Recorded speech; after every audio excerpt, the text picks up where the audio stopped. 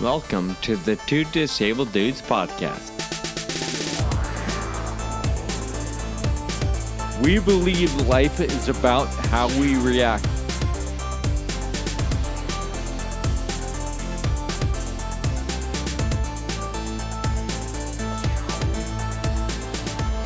Well, here we are. Welcome back to the Two Disabled Dudes podcast. Thank you for tuning in today. We are grateful that you keep coming back. And for those of you coming to the show for the first time, thanks for checking us out. We are actually wrapping up season 3 with this episode 112. Can you believe it? 112. That's pretty cool. But I also feel like we've said that 100 times now. It's just like, the wow, way it is. 10 episodes. Awesome. Wow, 30 episodes. Okay, anyway.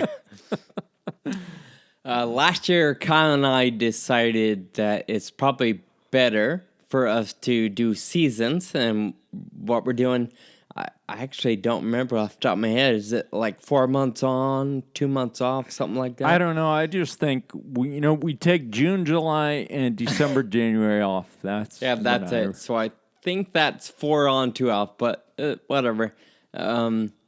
We're about to do that. It's about that time of the year to take some time off from our weekly production. Now, that doesn't mean Kyle and I quit the podcast for 2 months. We'll talk about what our off season looks like and wait a minute. How it doesn't mean you're not gonna. No. Wait, we still have to work on this. Yes. Oh, yeah, man. absolutely. You can't just sleep in on Sundays, Kyle. We got work to do. We'll come back to that and talk about some of the things we do during off time. So, Sean, in episode 110, you talked about an experience with Yelp. You were thanking Yelp for the service they provide to society. And I hadn't seen this video that you posted until somebody told me. So, can you tell our listeners about it? So wait, I brought up Yelp. We had that conversation, and you really didn't know what I was, like, any specifics of my experiences? Yeah, absolutely not. I was just like, oh, that's kind of cool. Like, I understand the concept behind Yelp, right? And your appreciation for it. But no, I did not know anything about the story. So, okay, well, I'll recap here for you.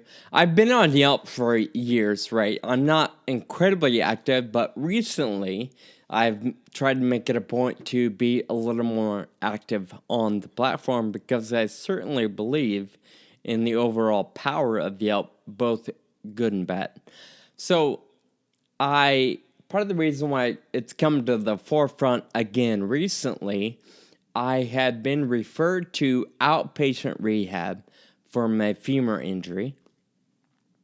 And so my doctor, I think they just referred to a place close to home. I don't really know that they have a lot of history with this place, but, I could be wrong. So anyway, they refer me. That office called me 4 times. I kid you not, 4 times. Because in setting out the referral, they basically were like, they would call me like, hey, we need to get your paperwork ready. What's your social, your insurance number, and, all this stuff.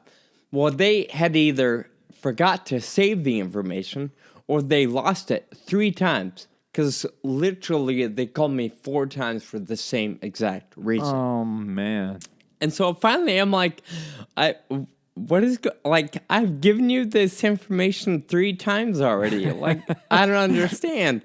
And so, whatever. I'm like, how about I just come in early before my appointment and you can confirm it all. Like, I'm not lying. These numbers aren't fake. Part of the excuse was, oh, we may have lost it or the numbers aren't accurate. I'm like, okay. So, okay, fine. I'll just come in early and we'll be done with it because, I'm getting to a point where I'm frustrated with this phone call. Okay. So my appointment day comes and I go to the building. I've never been there. I park in what appears to be the main entrance. And I go in, and I can't get in. Thankfully, a guy walking up sees that I'm in a chair, and there's no button to open the door. It's a pull door.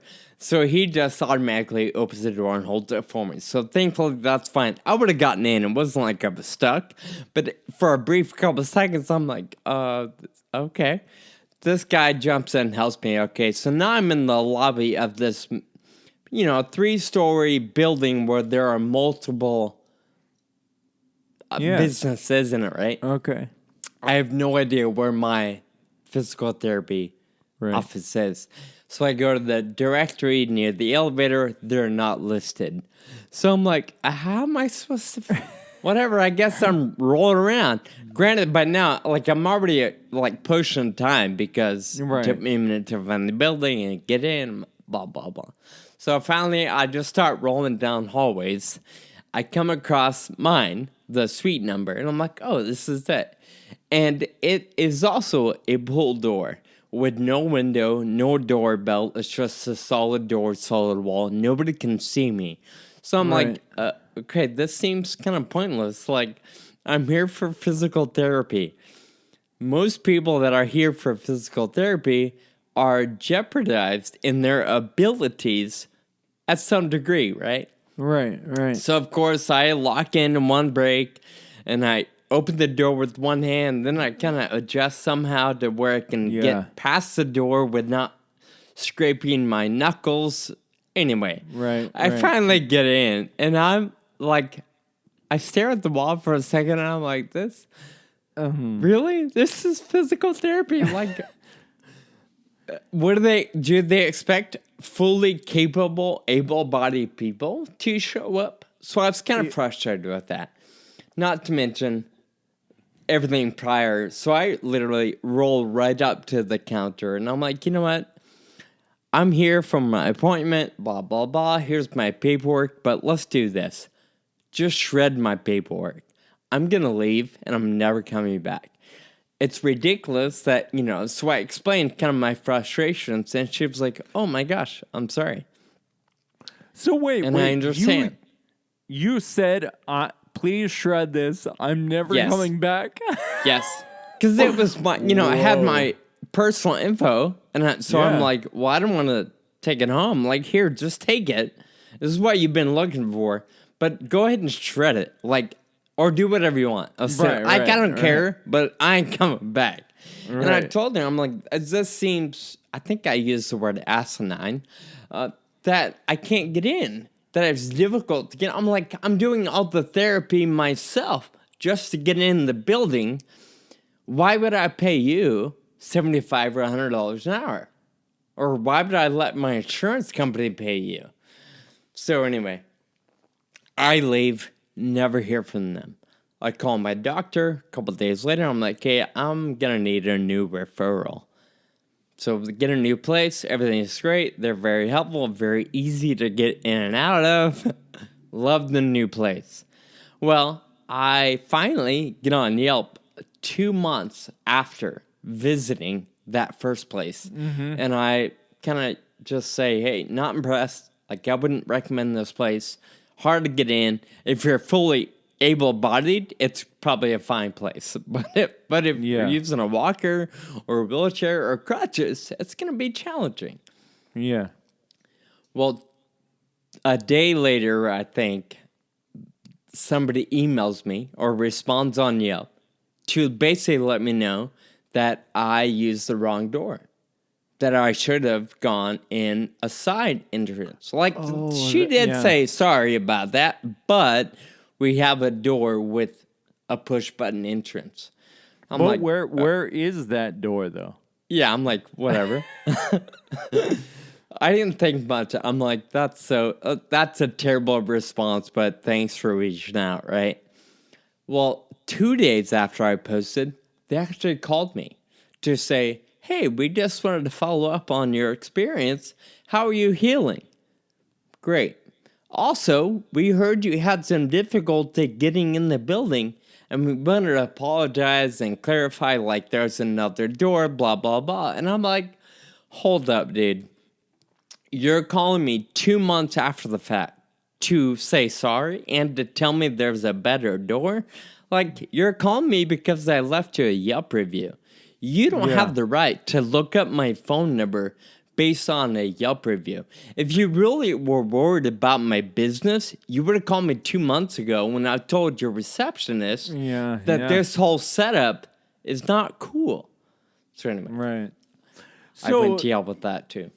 That's weird that you're like, all right, peace. Don't, I don't want to come here again. You basically cut off the relationship, and then they called you and they asked you how you were doing.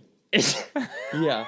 Which, I mean, that phone call would have been welcomed 2 months prior when the incident was fresh. Like, hey, heard you here the other day, and sorry about that. Well, let's see what we can do to make it right.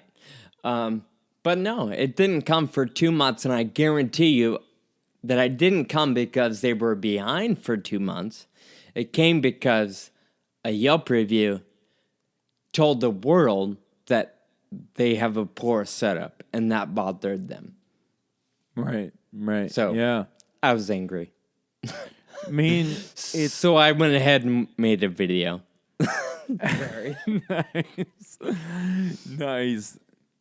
I mean, it seems like Yelp, sure, Yelp can work like that, but the first line of defense is you paying attention to your customers and relaying the conversations that happen in the office, right?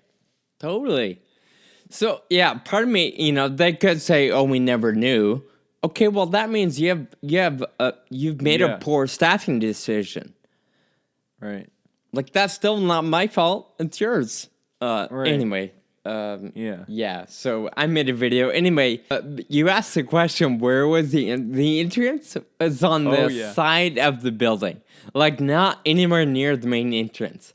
And what made that even worse, the signs at the parking stalls at that end of the building were for a different medical entity. So even though I drove right by that sidewalk and those signs, there's nothing to suggest that's the best entrance for me, for my office, or, my whatever. Yeah. So I was just like, this whole setup is dumb. The deeper it gets, the more confusing it is. So needless to say, I gave them 1 star. Nice. All right. There we go. I think, well, real quick, part of the principle that frustrates me is something I wrote about, and you can see a post on my Instagram. I think I pulled out a quote.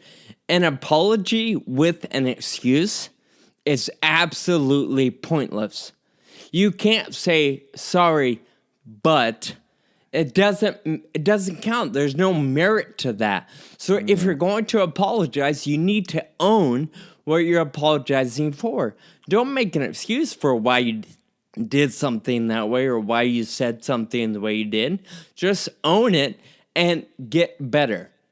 Yep. So in my opinion, all they needed to say was, sorry, we'll be more aware of that. Not sorry, but we have another door. It doesn't matter. Sorry, but it's your fault because you didn't see the other door. Exactly. That's bad business. And in my opinion, that's, even if you do it with your loved ones, that's bad mojo for your relationships. Right. It's just rude. Yeah, exactly. Yeah. All right, anyway, now that we've gotten that off our chest in, 15 minutes or whatever. Kyle, I wanted to go back to you, speaking of. Recently we've been doing fun videos with other friends in the rare disease space, really just as a form of entertainment. And in one of those recent videos, you told us a story about how you, unsurprisingly, locked yourself out of something again. I know. As our listeners know, you've locked yourself out of the apartment a couple times, out of your van a couple times. basically, you could pick any episode, and you're probably gonna hear a story of Kyle locking his keys in the car or somewhere. So yet again, Kyle, you had another one of those stories. Can you tell our listeners here about that little episode? Yeah, it seems like, every time I feel like I have it all figured out, it's like, oh, there's one more door with a stinking lock on it. So this time, it was my bathroom. Like, who? I didn't even know that was a thing, locking yourself out of the bathroom. But my bathroom opens, like, into the front of my washing machine for my clothes. And so I was doing my laundry, and I closed the door to the bathroom, and apparently somehow the little button on the doorknob had been pushed. I pushed it, obviously. Closed the door, and now I'm locked out in my bathroom. And I really have to pee. And I was about to take a shower, so I don't smell very good, and I've got to pee. So I'm like, how do I do this? So, there's that little hole on the doorknob, and I was like, I think you can probably, like, pick the locker. I have no idea. I didn't know. So I look up on YouTube, how do you get into the bathroom when you lock yourself out or whatever it was, and they showed there's this little tool that comes with a doorknob when you buy it, like at Home Depot. And it's like a little, like, metal stick that you can stick in that little hole, and you twist it, and it opens up the door. Okay. So I'm looking all around it, and I can't find that anywhere in my apartment. And so I call Felicia. You know Felicia. And, right? Partly because she has all my spare keys. Yeah, I feel like she's the first responder, right? Yeah. So she happens to have one of those little things because they're fairly universal, I think. And she's like, all right. She comes over. She's got her mask on. And it wouldn't fit in the hole. So we start taking off the hinges of the door because I have to get in. I really have to pee. So we took the hinges off, and then so. I do want to say, hold on. So you're telling me this whole time you made a phone call, you waited for Felicia to come over, you're still holding it? Yeah, like 2 hours. I would have taken care of that in another way. Like, yeah. Okay, anyway, keep going. So you decided to hold it. I just kept hoping, like, it'll only be another few minutes, right? And then, so we discovered that if you take the hinges off, you can only get the door off if you open it a little bit, just because of kind of the angle. So, like, that didn't help at all. So we're trying this little tool again, and finally it goes in, and we twist it. It opens the door. Oh my gosh! So then I went to. Go ahead. You tried the tool, and it didn't work. So we went the route of taking the hinges off because that's only going to take a minute, and then you decided to try the tool again, and it worked. The second one? It required a little more force, and it went in. Okay. All right. And then I went to Amazon, and I bought a 5-pack of the little tool because you can just buy those separately. So, have you practiced with it? Like, do you know the limit of pressure it needs and? If this were to happen again, because we all know it's going to happen again. Yeah, I know. I practiced with it last night, and it didn't work. I don't know. I don't know how she did it. I think I'm still gonna have to call Felicia, even though I have the tool now. Okay. Well, good luck with that. And I'm trying to think of all the other locks on doors in my life because we both know it's, unfortunately, it's bound to happen again. Yeah. Yeah. So. Yeah. No, I think it's a good idea that you are proactive and eliminate as much of, flatten this curve in your life because this is terrible. Yeah, I'm trying. It's a lot of time lost on your part. Yeah. But Kyle, speaking of flattening the curve, that's still the way of applying it to your story, but it's obviously what's kind of been what has foreshadowed or definitely overshadowed season 3. So let's talk about that a little bit before we close out for a couple of months. One of the things that's been noticeable throughout the globe is how different countries and different individuals are responding, right? Some countries are like, you gotta wear a mask anywhere you go. And that's been the case in a lot of places like China, where that's just kind of everyday life for them, and it has been that way for the years. And then, of course, we come to the U.S. and different states and different counties, and you and I both know people are reacting differently. So let's talk about that a little bit. Do you have any thoughts in your mind as to the dichotomy or the spectrum of reactions that have come about over the course of the last couple of months? Yeah, and I was even thinking about episode 110, as I was editing that, and we're both listening multiple times, and I was thinking to myself how tone deaf I was of the different situations, because I'm talking about, like, in my thinking, I was describing the protocol that Felicia and I have for grocery day, right? So she puts it on my porch and we wipe everything down before it comes in.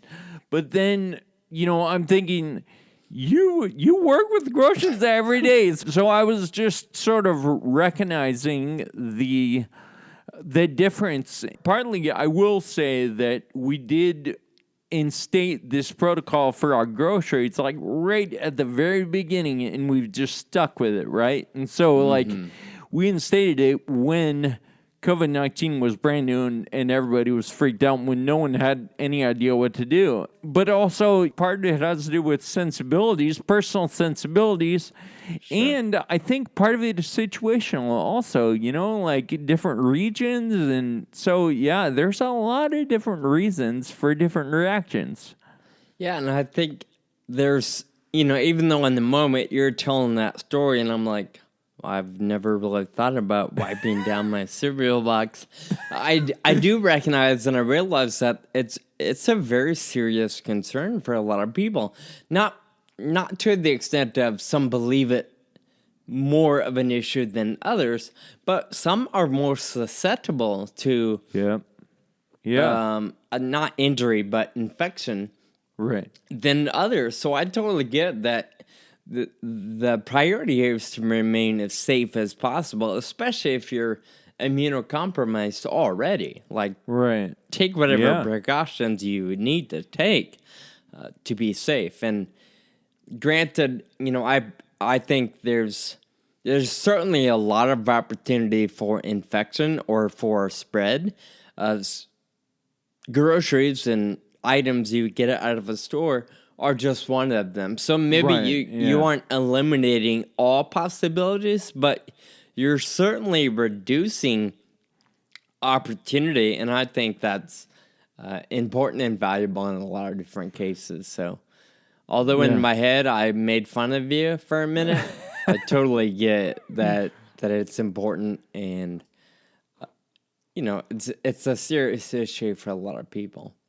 Yeah, for sure. I also was thinking, at work, we are wearing face coverings constantly. And we're enforcing that for all of our guests as well.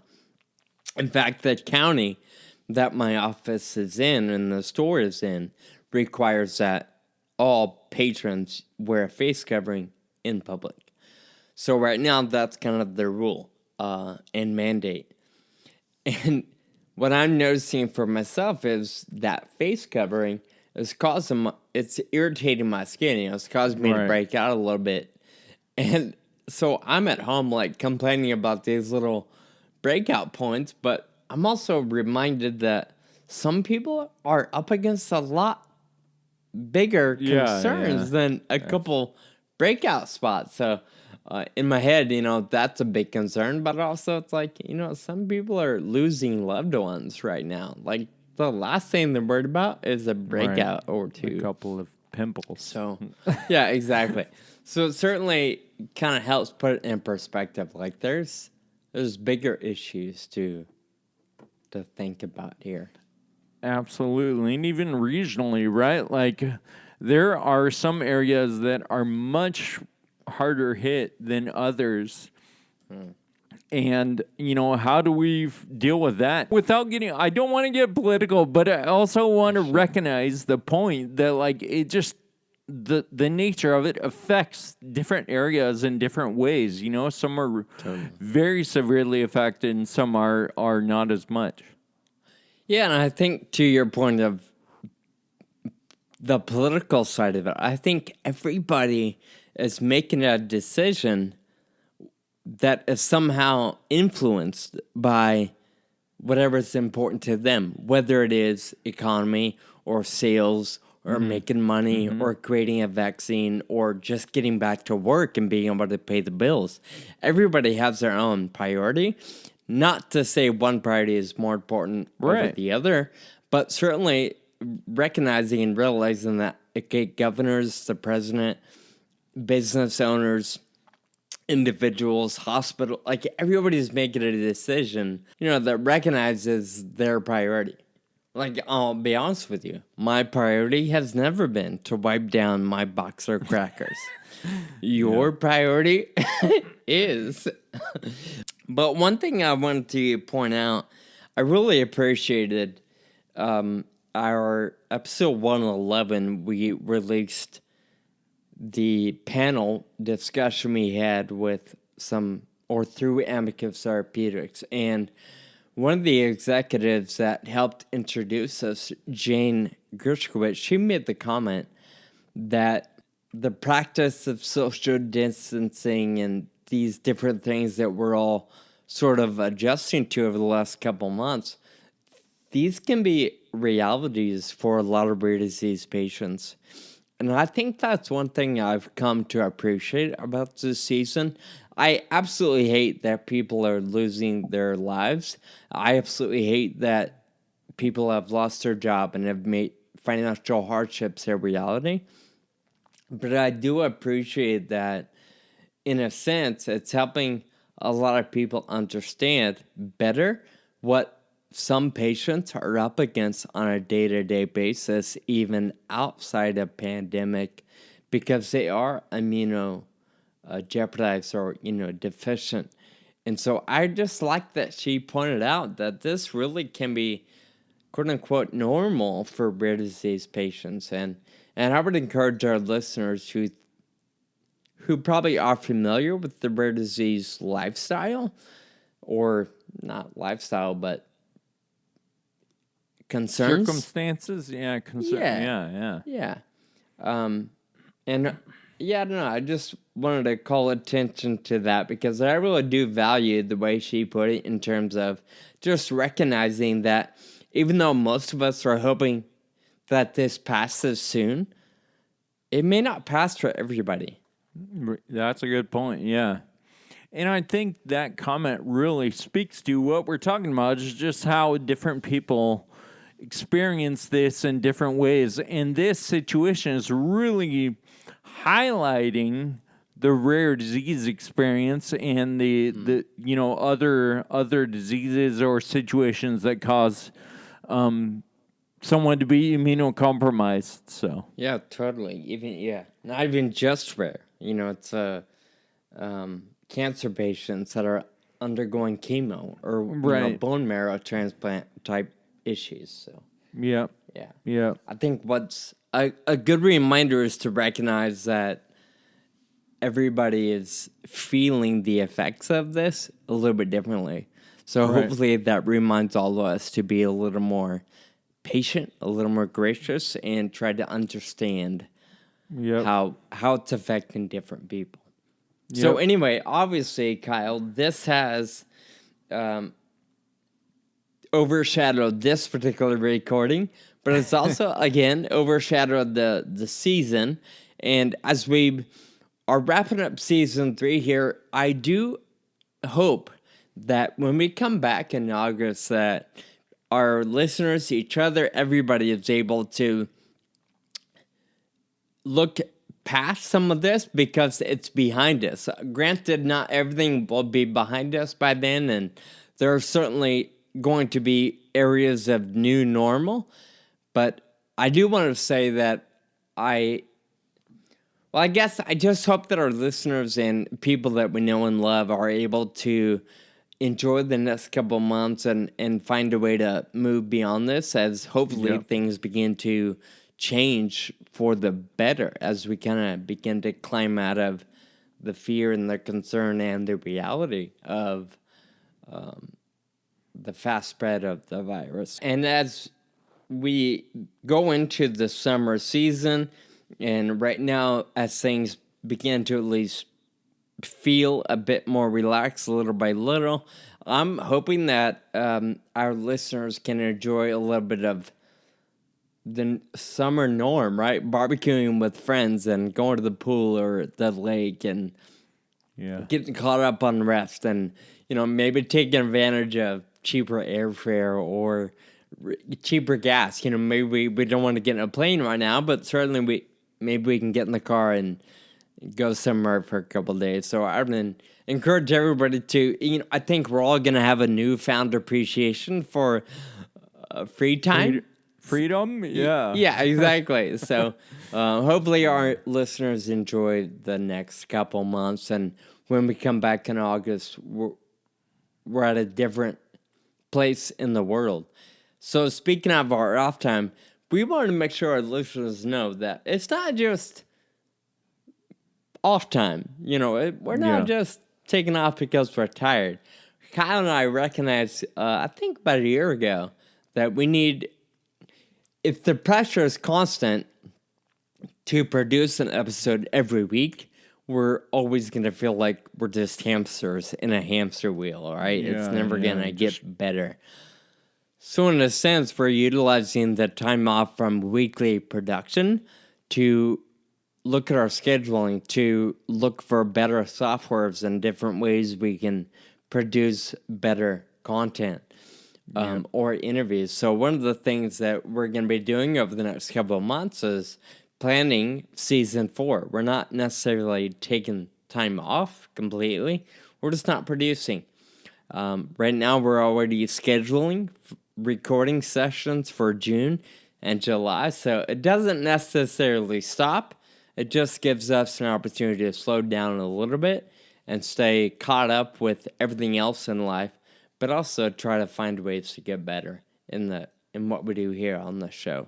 Yeah. I'm looking forward to it, and I'm looking forward to recognizing the advances or the changes that we make for season 4, and and really getting better. So.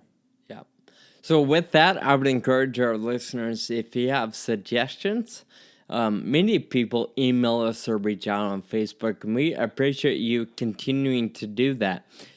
We know there are, 8 billion people in the world, but sometimes we don't know who to interview.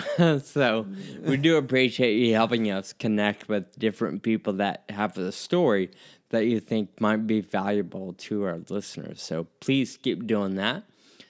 With that, Kyle, it is time to wrap this up with a note of gratitude. As everybody knows, we do believe it's important to say thank you. So, Kyle, who are you going to say thank you to today? So I want to thank all of our guests that we've had this season. Well, and forever, right? Since the beginning. It's not just the half hour or 45 minutes that they spend on Skype with us or on the phone. it is scheduling week to week, and everyone's got a day job or obligations that they have to commit to, and we really appreciate them squeezing us in. You know, we've had people from the UK. We had a patient panel that spanned almost the whole globe this season. We have people in the U.S. from the East Coast to the West Coast, and everyone's making it work with all the different time zones and everything. And so we just really appreciate our guests making it work. Absolutely. I agree 100%. If it weren't for our guests, this show would probably be really boring. I'm going to say thank you to a government entity. Really? Yeah, no kidding. Wow. The California Department of Tax and Fee Administration gets some gratitude today. The CDTFA, and I didn't even know that was a thing until a year ago. Yeah. So I assume it's like this in many states, but especially in California, that's really where our show is sort of registered, I guess. So when we got into the whole idea of, our shirts and our hats and trying to sell things to people that want them, we had to kind of go through some governmental red tape, right, to be able to sell our products or our merchandise. So, permit. Yeah, the CDTFA for California is the authority when it comes to selling merchandise, right? Whether you're online or in a storefront. So we had to go through them to get a permit. And anyway, we also have to file our sales every so often. For you and I, it's once a year because we don't sell a lot. So anyway, I've kind of been responsible for keeping us up to date with that stuff, and I missed our filing deadline months ago. I appreciate your honesty. Thank you for telling everyone. And supposedly they have sent letters that have been returned. So the address they have on file is not up to date, or so I don't know. It's been lost in them or whatever. So surprisingly, an individual human being called me and left multiple voicemails to say, hey, we're getting returned mail. We need to figure this out. Please call us back. And dude, I kid you not, this person has made what I believe to be an honest effort to help me correct the predicament we're in terms of getting up to date, updating our address, and just making sure that we're not in trouble. And so I really appreciate, I called her back and she answered, and we spent 20 minutes on the phone last week, and she was really, really helpful. Wow. Not at all what you would expect. Yeah, that is very unusual for a California governmental entity, right? Right? Yeah. And I can't remember her name off the top of my head, but I'm really grateful that she obviously has a reputation right now that isn't indicative of the DMV. Right. So I appreciate her effort and her commitment to her job. So thank you to the CDTFA. All right, Sean, thank you for that. Surprising gratitude there. That's amazing. And thank you to all our guests once again. We will see you in a couple of months.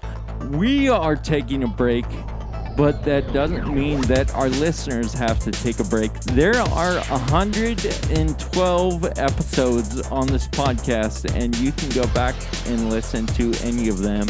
So thank you so much, and until next time, keep living with urgency.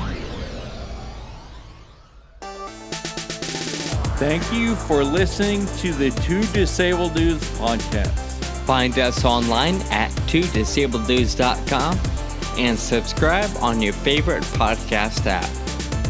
Connect with us on Facebook, Twitter, and Instagram.